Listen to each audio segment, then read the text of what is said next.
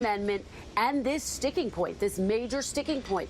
President Trump now getting personally engaged in this plan and in this effort to revive the plan to repeal and replace Obamacare. I was also told, according to one of my sources here at the White House, that the president was working the phones overnight, reached out to a number of Republicans trying to switch those no votes to yes. As you point out, the margin is very slim. They can't afford to lose any more votes, or else this new plan to repeal and replace Obamacare will be sunk. Steph.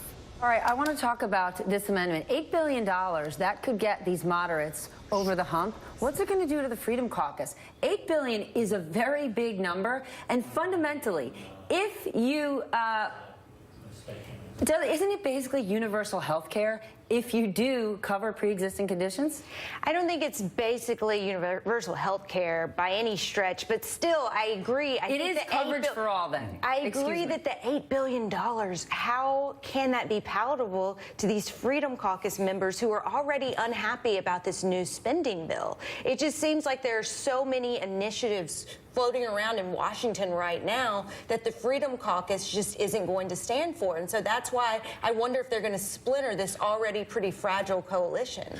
They're not going to do this. I've always said they're not going to be able to. Look, I go by the wise words of former Speaker John Boehner. He's like, this is a pipe dream. We tried this for years and years and years. There is no way to dismantle this bill without throwing 20-something million people off of their insurance. And you can throw in $8 billion, $23 billion, it doesn't matter. If an insurance company can, in some shape, way, or form, either deny you or charge you more money if you have a pre-existing condition, which they can define on their own, this bill doesn't work. Well, if John Boehner is saying that while having a cigarette and a scotch, well, then he will not check off the good life list. Exactly.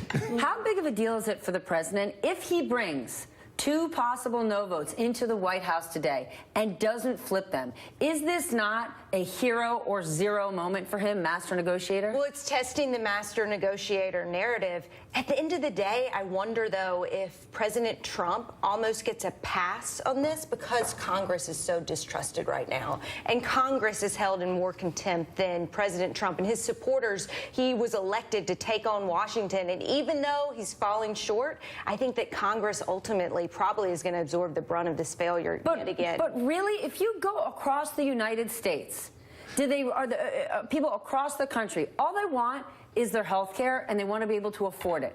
They know who's a Republican, they know who's a Democrat. Do they then go one level deeper? Well, it's not the president, but it's these guys? Yeah, no. See, this is the thing. This is the difference between what Trump's got to worry about and what a member of Congress got to worry about. Trump doesn't have to worry about anything. He's not running again for 3.5 years. These members of Congress know what the impact of this bill will be on the ground. That's why they won't pass it, because they are deeply concerned that no matter what the president says, at the end of the day, there's going to be some amendment, some trick, some hidden document here or there. It is going to end up throwing people in their district off their health care. And as long as Republicans and Democrats have that concern, they're not going to pass it. I think this is just posturing right now. I don't think they're going to be able to pass it this week, just like they couldn't pass it before the 100 days. But even if you don't like it, if you are a Republican, the president has kind of backed you into a corner, saying very clearly on the record, you will be covered as well as you were under Obamacare. If you're a Freedom Caucus member, you don't want to do that. Right. Well, President Trump doesn't know what's in the bill, and that's been his problem all along, because he hasn't been able to negotiate, because he doesn't know what he's trying to sell. And this was the problem in round 1. It's the problem in round 2. So until the White House can drive the process and figure out what the president is selling, then he's not going to be able to do this, not going to be able to provide that critical push. But I do think it's been amazing how President Trump always manages to skirt the blame, and I think it's something we need to be cognizant of. I think the president of the United States, among his hardcore supporters, and so this is. And Richard Nixon maintained his hardcore supporters. Look, the thing about Donald Trump is, look, the people who like him, they're never going to change their mind. I mean, they like his tweeting, they like whatever it is he's going to do. The man doesn't do his homework, right? He obviously doesn't do his history homework. He doesn't do his healthcare homework. He doesn't do his foreign policy homework, and so it doesn't end up mattering. But what it matters to is the members of Congress. That's why they're having so much difficulty with this. And you can't keep throwing all these additional bills in, because at the end of the day, everybody understands, am I covered or am I not covered? Are my prices going up or my prices going down? And the more you're explaining, the more you're losing. Trump should know that more than anybody, because he's a negotiator. And if he's got to drag me into his office to explain, he's already lost.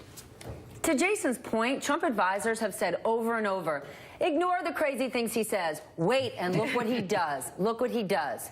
If he doesn't do anything, then we're just left with all that crazy. Well, we have a lot of executive orders, though. We have a lot of signing ceremonies, a lot of paper pushing from the Oval Office. Exactly. Have them. And so in 6 Richie months, Rich 8 style. months, 10 months, if nothing is really significantly improving, that's the question of what kind of a position does he put the Republican Party in going into 2018 midterms. It means that Trump's staff is all going to have carpal tunnel syndrome from writing so many reports, which is what you have to do when an executive order is signed. Okie doke. And if you